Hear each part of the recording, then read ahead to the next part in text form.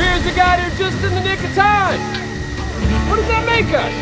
Big damn heroes, sir. Ain't we just? In the beginning, there was a rock. 1.8 million years ago, one of our ancestors turned this rock into a stone tool. 200,000 years later, our newfound ability had proved to be a significant evolutionary advantage, and more sophisticated tools were beginning to appear.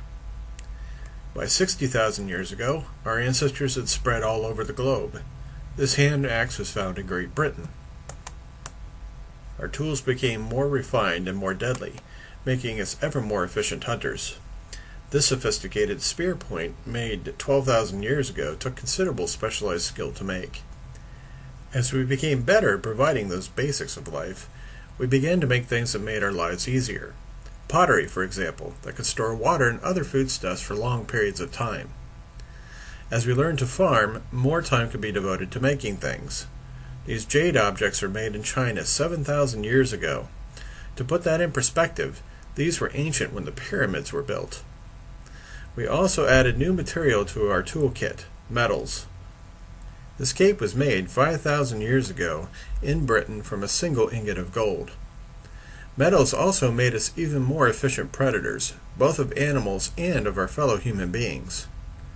About the same time as metalwork, an entirely new innovation came about, one even more earth-changing than the first stone tool, writing. For the first time, information could not just be passed down from one generation to the next, it could be disseminated as far as possible. If any one individual died, his or her specialized information could survive and serve as a foundation for the next generation to build on. With these new tools, the seeds were sown for unprecedented innovation. However, to wield these tools effectively, we needed one more thing: freedom of thought. In places where that freedom flourished, abundance flowed, and like never before we began to make things simply for the joy of making them, such as these exquisite vases or these amazing statues from the Parthenon. Innovation has often been stifled by those who oppose freedom and fear change. It was rendered almost more abundant in places like Egypt, where the status quo is literally a religion. It was sometimes curtailed on the brink of greatness, as with the Greeks. And sometimes it went backwards altogether, as in Europe following the Christian domination and the collapse of the Roman Empire. More often it was slowed to a crawl in places such as China. But it was always there, ticking away like a clock. Clocks were our first foray into high tech. Consider the sophistication involved. For the first time, we were storing precise amounts of energy and accurately controlling its release to do useful work. Here, for the first time, we combined our tools of metalwork and writing with this new innovation to make an entirely new type of tool. Clocks were our first information systems, the evolutionary ancestors of computers. I wonder which country that was stolen from.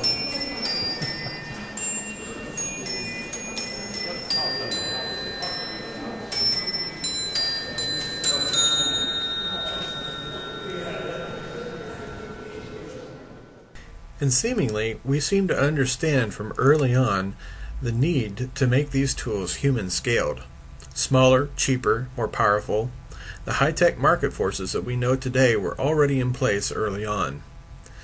These new tools put more information into more people's hands.